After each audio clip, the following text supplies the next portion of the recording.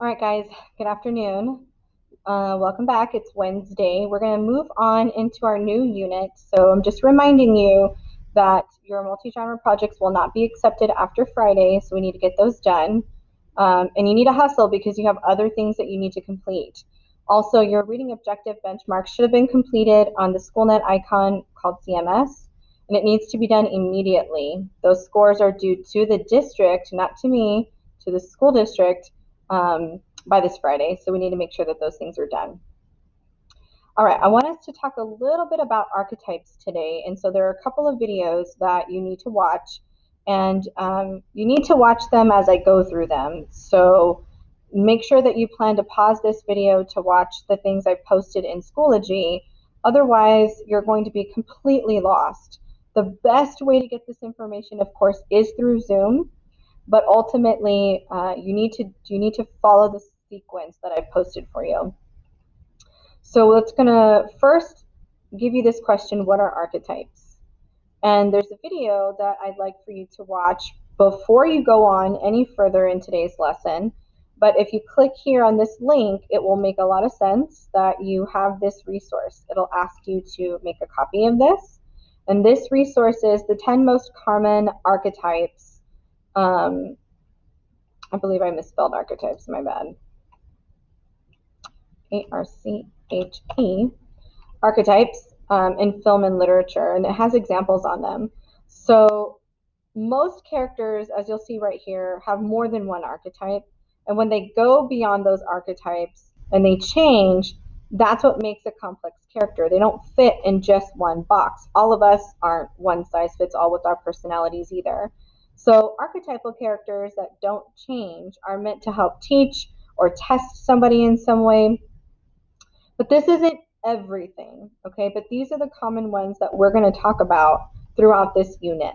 So you have the hero, the innocent, the ruler, the lover, the caregiver, the magician, the outlaw, the everyman, the sage, and the jester. And each box has the definition. It'll also give you their list of strengths and weaknesses. Some of them, they're not, like, again, they're not all of them.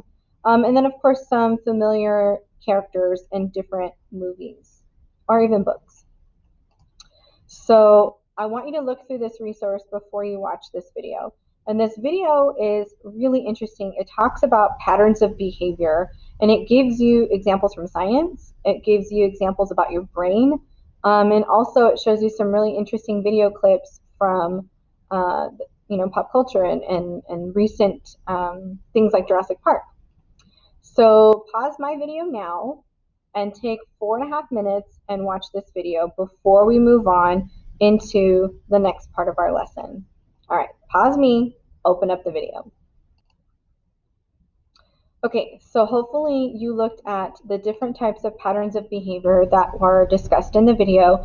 And the question he gives you at the end is, the next time you're reading a story or watching a movie, think about the types of patterns of behavior that you can find, right? What types of different types of humanity are shown in the way that these people behave. So we're going to practice this today with your attendance question.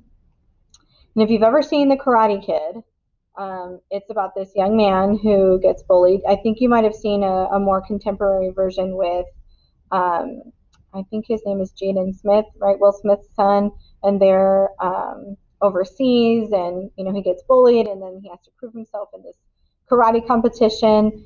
If you've watched Cobra Kai, which is a really popular show right now on Netflix, that would also kind of that's like what happens after The Karate Kid with Ralph Macchio years later. And Ralph Macchio is this kid. So just to give you some context of what's going on in this video, Mr. Miyagi has been training Daniel for the upcoming karate tournament. And they're working really hard and not focusing so much more on any other area of his life, which includes Allie, his new love interest. So it's his 18th birthday. And Mr. Miyagi, who is this man right here, his sensei, has a special birthday present for him and a message about life, about balance. So pause me again one more time. This video is super short. It's less than 3 minutes. And just listen to what he talks about and the way that they interact with each other. All right, take a second to pause me, and we'll be right back. Okay, so hopefully you saw in this video that Mr. Miyagi is really talking about balance. And my favorite part is when he says, your license doesn't replace your brain, your eyes, your ears. It's all about balance and what he's talking about after he's given his gift. And so your three questions are, what do you notice about Mr. Miyagi's relationship with Daniel? How would you describe Mr. Miyagi's character? And then what archetype do you think Mr. Miyagi might be? And if you click here, it takes you back to the resource you just made a copy of, or you can just open up the copy that you should already have in a new tab. So I want to talk a little bit about The Karate Kid. Okay, so this movie originally came out before I was even born, so it's an older movie. Some of you might be familiar with it. I'm pretty sure your parents would be familiar with it. And if you watched Cobra Kai recently, you should definitely be familiar with it because these characters come back, with the exception of Mr. Miyagi because he has passed away. So when we look at the relationship between Mr. Miyagi and Daniel, we notice that's a mentor-mentee relationship, right? Mr. Miyagi's more of the teacher, he's the sensei, and Daniel is the student. They're close. At the end, he even says, Mr. Miyagi, you're the best friend I've ever had. And if you know anything about Ralph Macchio's character, Daniel, he doesn't really have a father figure in his life. And so for Mr. Miyagi, we see that he says in this clip, lessons not just for karate only, lesson for life, whole life, have a balance and everything will be better. And so he's kind, he's generous, he's patient, he's wise. He really is out to make Daniel better, as a better person. And in the same, their relationship, Daniel also makes Mr. Miyagi feel, like he's accomplishing something. So, with archetypes, remember that it's a person who's familiar to people, right? This archetype is this kind of symbol of patterns of behaviors. And so writers use them so audiences are immediately familiar with these types of characters.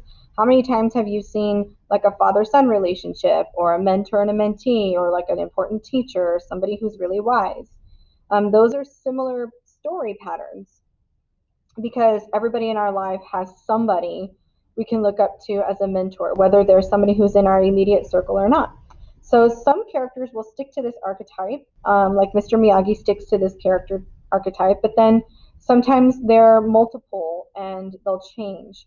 And so complex characters are characters that start at a certain archetype and then they'll evolve, or they have multiple different archetypes that they could fit, depending upon their behavior. So for Mr. Miyagi, he's this wise old man that you saw in the video in the previous section, but he is somebody who has knowledge, right, that Daniel wants. And so his strengths are his wisdom, his experience, and his insight. But he is cautious. He is hesitant to join a fight because that's not something he's about. And so if you look at the definition of the sage, it's all the way down here in number 5. It's got the same thing, right? This is Mr. Miyagi. He's like the Yoda or the Professor Dumbledore, or Rafiki from The Lion King.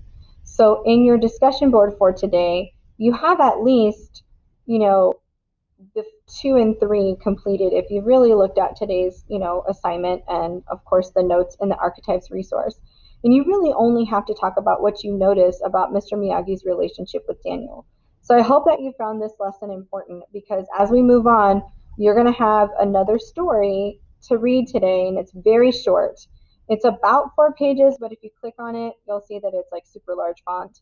But it's really interesting because it's about this barber and this captain, and this captain comes in for a shave, and this barber is contemplating whether or not he's going to kill him the entire time.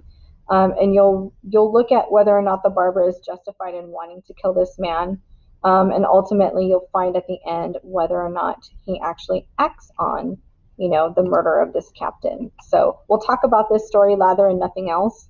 So if you have an opportunity, you need to read it today or even before class tomorrow, because this is where we're going to start.